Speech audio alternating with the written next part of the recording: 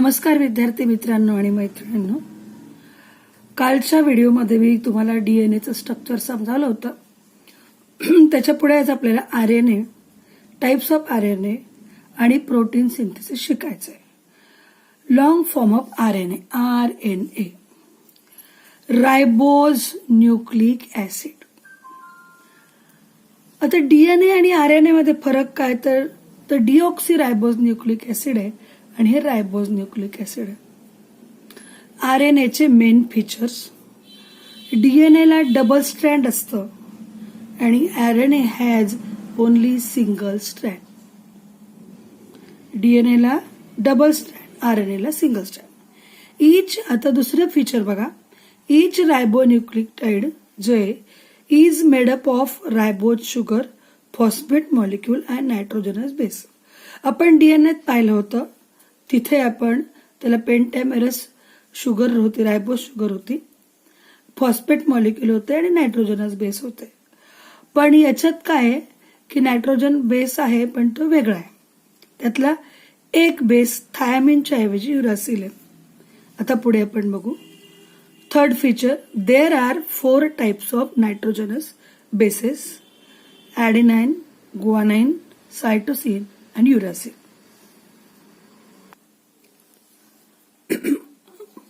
There are 4 type of nitrogenous bases, adenine, guanine, cytosine, uracil. तर थायमिनच्या ऐवजी इथे युरासिल आहे. हा फरक आहे.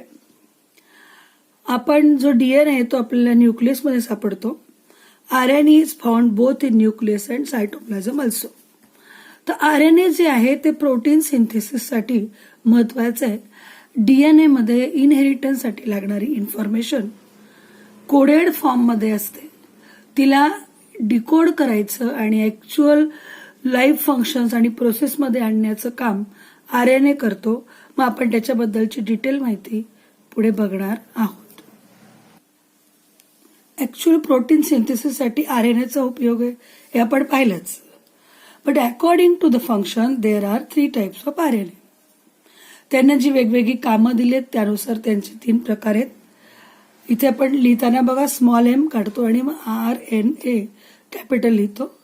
M RNA, R RNA and T RNA. There are 3 types of RNA according to their function.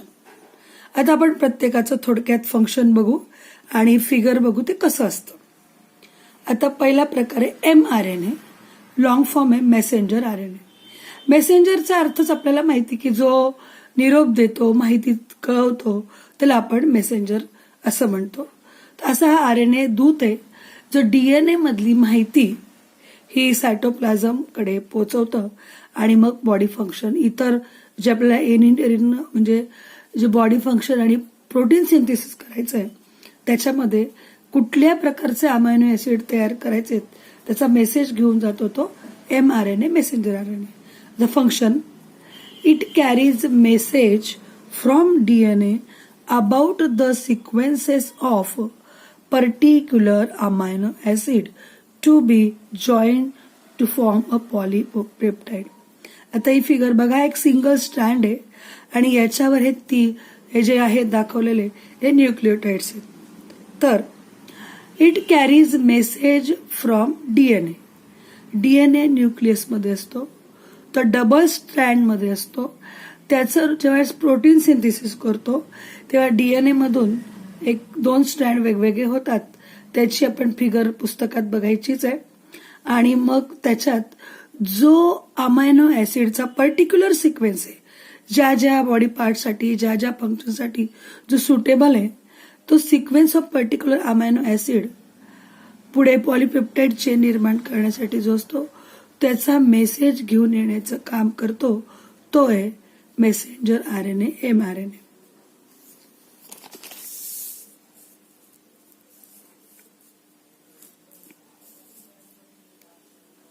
R RNA, ribosomal RNA. Ribosome आपल्याला माहिती की प्रोटीन सिंथेसिससाठी सेलमध्ये न्यूक्लियसच्या भोवती सायटोप्लाझम मध्ये रायबोझोम असतात. Function of ribosomal RNA. It is synthesized in the nucleus from the specific region of chromosome, which lie with nucleolus and diffuse out in the cytoplasm and accumulate in ribosome. It helps in protein synthesis. So, हा जो रायबोझोमल RNA आहे तो nucleus मधून synthesise होतो क्रोमोझोमच्या particular region पासून आणि तो मग न्यूक्लियोलस मध्ये येतो आणि तो पुढे सेल न्यूक्लियसच्या बाहेर जे सायटोप्लाझम आहे त्याच्यात डिफ्यूज होतो आणि त्याच्यातून हळूहळू जे आपल्या सेलमध्ये रायबोझोम आहेत त्याच्यात येऊन जमा होतो असा हा रायबोझोमल आरएनए. कारण हा रायबोझोमल आरएनए पुढे प्रोटीन सिंथेसिसच्या कामामध्ये येतो. याची फिगर बघा, असं फिगर मध्ये हे रायबोझोम आहे आणि मध्ये त्याच्या आरएनएची फिगर आहे. हा रायबोझोम मध्ये अॅक्युम्युलेट झालेले हा आरएनए आहे. तिसऱ्या प्रकारे टीआरएनए, ट्रान्सफर आरएनए. फंक्शन बघा, it is synthesised in the particular region of chromosome. tRNA molecule of a cell act as a vehicle that pick up amino acid scattered throughout the cytoplasm and transport to specific codon of mRNA molecule on ribosome at the site of protein synthesis.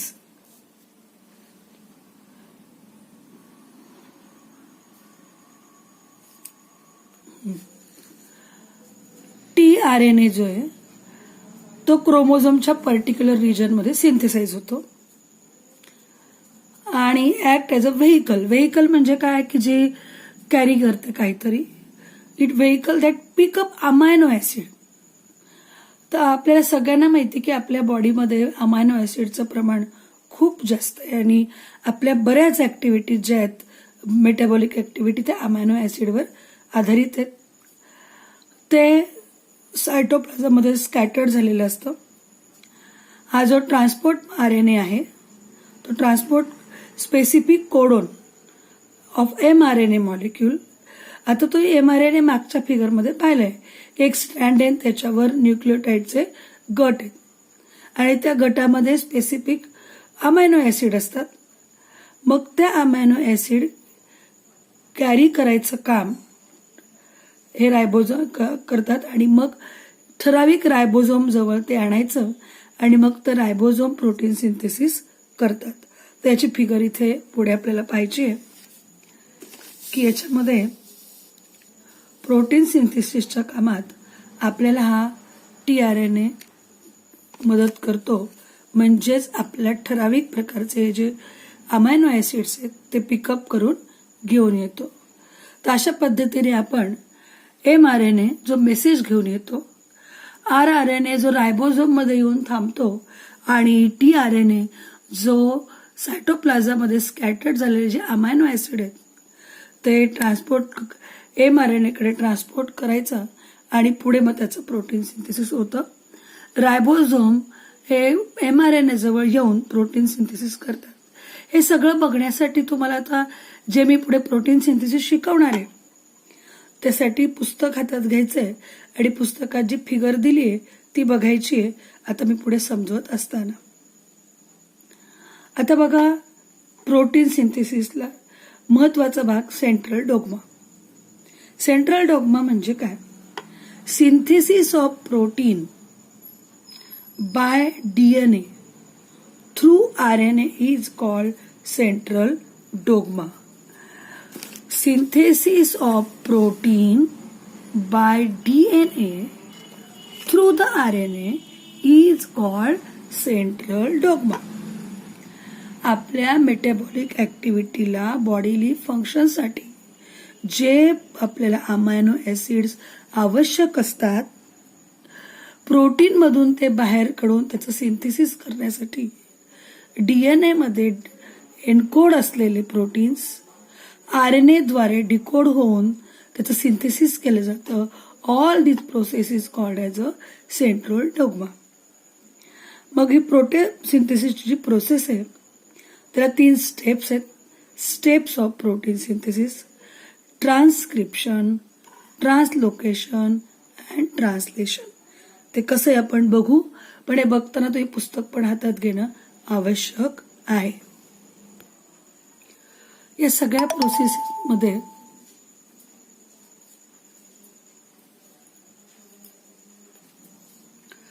the gene present in the form of DNA participate in the functioning of cell, thereby control the structure and functioning of the body.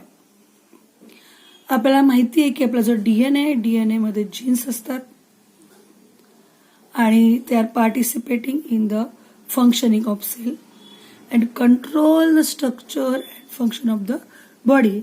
आणि gene मध्येच आपले इनहेरिटन्सचे characteristic सामावलेले असतात.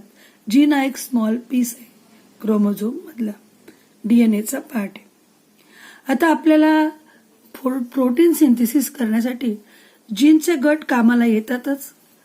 तेच amino ऍसिडचे bunch असतात की ज्याच्यामध्ये ठराविक गोष्टीची माहिती त्या ठिकाणी दिलेली असते. आपले पूर्ण स्ट्रक्चर अगदी छोट्याशा मायक्रो ऑर्गॅनिझम पासून ते महाकाय ॲनिमल प्लांट सगळ्यांच्या जे प्रत्येक फंक्शन आहे ते डिसाईड करण्यासाठी पर्टिक्युलर अमायनो ऍसिड काम महत्वाचं असतं.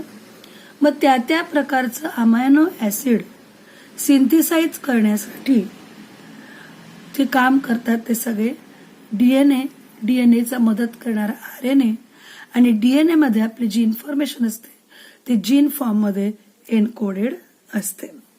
आता आपण पुढे जाऊ. प्रोटीन सिंथेसिसचा जो पहिला फंक्शन आहे ट्रान्सक्रिप्शन ते आपण बघणार आहोत. ट्रान्सक्रिप्शनची डेफिनेशन बघू. पुस्तकात ही figure बघाच. mRNA is produced as per sequence of nucleotide of a DNA molecule is called transcription. तर आपला जो डीएनए ज्या सेल मधला डीएनए सेल जी असेल तिच्या डीएनए मध्ये जे न्यूक्लियोटाइडचं सिक्वेन्स असतो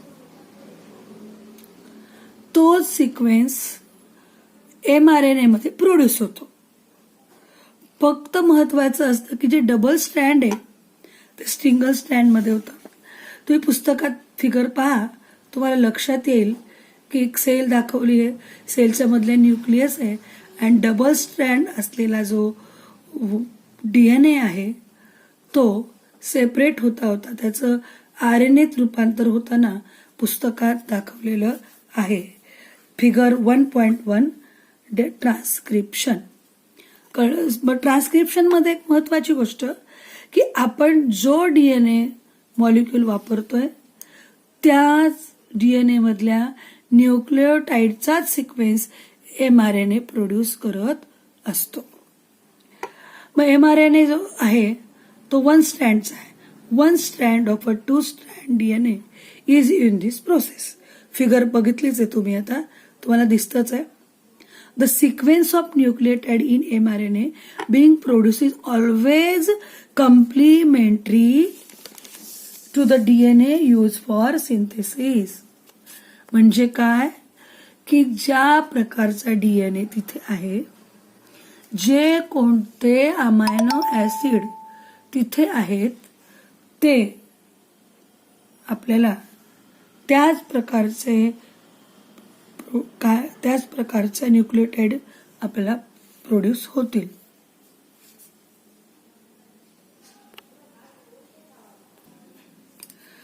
There is a uracil in RNA instead of thiamine of DNA. ज्या डीएनए मध्ये तो थायमिन असतो त्याच्यावेळी तिथे युरासिल येतो. मग तिथे असलेले 4 न्यूक्लियोटाइड्स ॲडेनिन, गुआनिन, युरासिल अँड सायटोसिन असे असतील. फिगर पुस्तकात बघा तुम्ही. पुस्तकातली जी फिगर आहे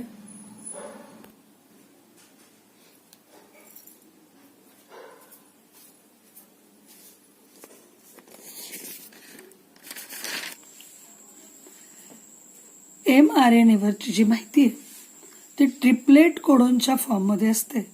आपण आता त्याच्याबद्दलची माहिती घेऊ. The mRNA formed in nucleus comes in cytoplasm. It brings coded message from DNA. The message contains the codes for amino acid. याची फिगर आपल्या पुस्तकात दाखवली आहे. न्यूक्लियसमधून mRNAची अशी पट्टी बाहेर पडताना दिसते आणि ती सायटोप्लाझमला मध्ये जाते. ते mRNAवर कोडेड मेसेज असतात जे की DNAनी दिलेले ते स्पेसिफिक अमायनो ऍसिडच्या संबंधित आहे.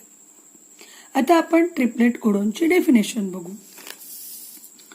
Triplet codon, the code for each amino acid consists of 3 nucleotides is called triplet codon. म्हणजे एखाद्या पर्टिक्युलर अमायनो ऍसिड साठी 3 न्यूक्लिओटाइडचा एक जो गट असतो त्यात ती इन्फॉर्मेशन कोडेड असते. त्याला ट्रिपलेट कोडॉन असं म्हणायचं. एका आरएनए मध्ये थाउजंड्स ऑफ ट्रिपलेट कोडॉन असतात. बघा, thousands of triplet codon on mRNA molecule. आणि as per the message on mRNA, amino acids are supplied by the tRNA. मग mRNA वर जसा मेसेज आहे, ज्या अमायनो ऍसिडचा मेसेज आहे तशीच माहिती tRNA द्वारे ट्रान्सफर केली जाते आणि रायबोझोम मध्ये प्रोटीन सिंथेसिसची प्रोसेस होते. हे सगळं आपण पुढे बघणारच आहोत. तर ट्रिपलेट कोडॉन हे असतात यासाठी बऱ्याच शास्त्रज्ञांनी काम केलं. पण विशेष अभिमानाची गोष्ट म्हणजे डॉक्टर हरगोविंद खुराना जे इंडियन आहेत त्यांचं या कामात खूप इम्पॉर्टंट कॉन्ट्रीब्युशन आहे. त्यांनी 20 अमायनो ऍसिड्स शोधलेत ज्यांचे ट्रिपलेट कोडॉनमध्ये जे 20 अमायनो ऍसिड्स असतात त्याचा अभ्यास केलाय. त्यांच्याबरोबर इतर शास्त्रज्ञांनीही केलेत. तशा 3 शास्त्रज्ञांना ज्यांची नावं पुस्तकात आहेत आपल्या, त्यांना 1968चा नोबेल प्राइज मिळालेला आहे. अशा पद्धतीने आपल्या भारतीयांना अभिमान वाटेल असं काम प्रोटीन सिंथेसिस संबंधी हरगोविंद खुराना यांनी केलंय. आता आपण बघणार आहोत ट्रान्सलेशन. यासाठी पुस्तकातली फिगर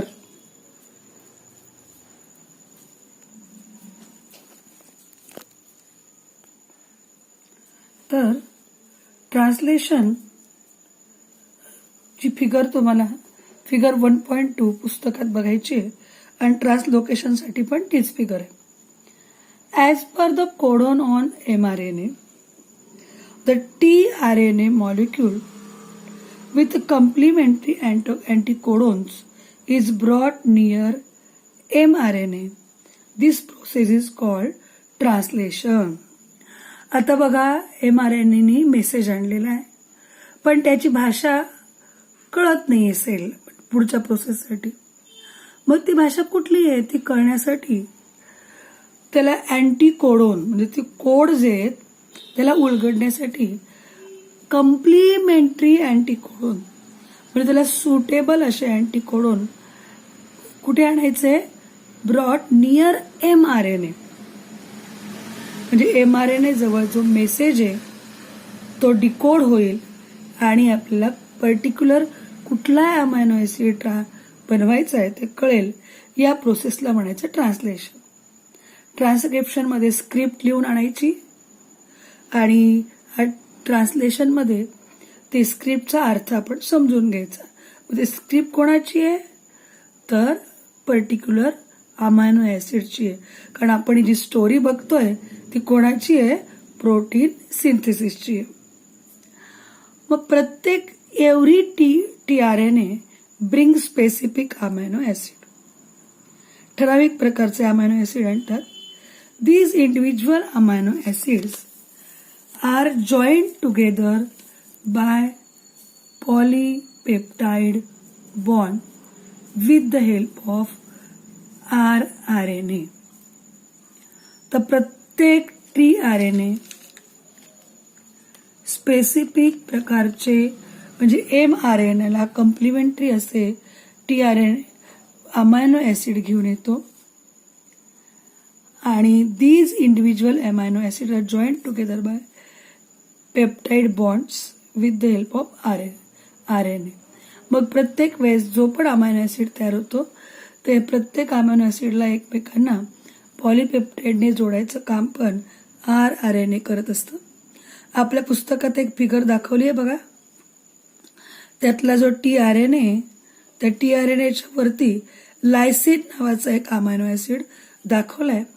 असे वेगवेगळ्या प्रकारचे अमायनो ऍसिड तयार होतात आणि त्यांना एकत्रित चेन फॉर्म मध्ये बांधण्याचं काम पेप्टाइड बॉन्ड करतात, ते सुद्धा RNAच्या मदतीने.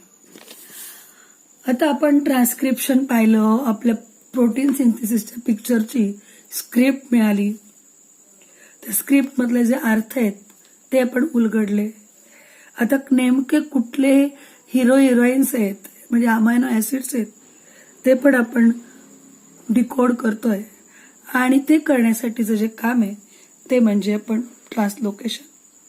Translocation, the ribosome keep on moving from one end of RNA to other end by the distance of one triplet codon. This process is called translocation. आता इथे शूटिंग होते बघा. तुम्ही पुस्तकातली फिगर बघा. पुस्तकातल्या फिगरमध्ये तुम्हाला मोठी mRNAची अशी लांब चेन दिसेल. त्याच्यावर पहिले 3 कोडॉन सोडून निळ्या रंगाचा रायबोसोम दिसेल.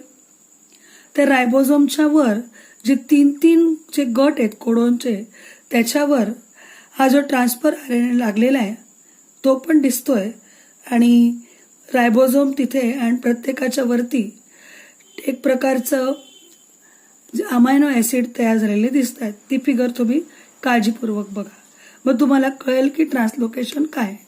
The ribosome keep on moving. आता जो रायबोसोम आहे तो पुढे पुढे सरकत जातोय, जी आपली mRNAची साखळी त्याच्यामध्ये from one end of the mRNA to other end. आलं लक्षात? By the distance of triplet codon. मग जाताना तो असं रॅन्डम कसंही नाही जाणार. 3चा गट म्हणजे ट्रिपलेट कोडॉनचं अंतर घेतच जाणार. हे एक ट्रिपलेट कोडॉन, मग पुढचा ट्रिपलेट कोडॉन, असं करत करत त्याला ते रायबोसोमच्या मदतीने अमायनो ऍसिड तयार होऊन प्रोटीन सिंथेसिस होणार आहे. दिस प्रोसेस इज कॉल्ड ट्रान्सलोकेशन. म्हणजे इथे आपल्याला पाहिजे ते अमायनो ऍसिड सिंथेसाइज होतात. Many such polypeptide chains are come together to form different and complex protein. अशा पद्धतीने वेगळ्या प्रकारचे कॉम्प्लेक्स प्रोटीन आपण घेत असतो. The proteins are essential for controlling various functions of the body of living organism. This is complete protein synthesis. म्हणजे आपल्या life प्रोसेससाठी ज्या वेगवेगळ्या प्रकारचे प्रोटीन्स लागतात तर प्रोटीन डायरेक्टली काम करत नाही आपल्याला माहिती आहे. It works in the form of amino acid. So essential amino acids are synthesise with the help of 3 type of RNA, mRNA, rRNA and tRNA. Process included in that are transcription, translation and translocation. आणि transcription मध्ये काय होतं हे पण आपल्याला माहिती आहे की तिथे DNA तर्फेची जी माहिती आहे ती व्यवस्थित येते, पर्टिक्युलर अमायनो ऍसिड. मग तिथे पुढे ट्रान्सलेशन त्याचं होतं. ट्रान्सलेशन झाल्यानंतर मग जो रायबोसोम आहे तो ते डिकोड करतो आणि पॉलिपेप्टाइड बॉन्डनी सगळ्या अमायनो ऍसिड्स लिंक होत जातात. अशा पद्धतीने आपलं कंप्लीट प्रोटीन सिंथेसिस होत असतं.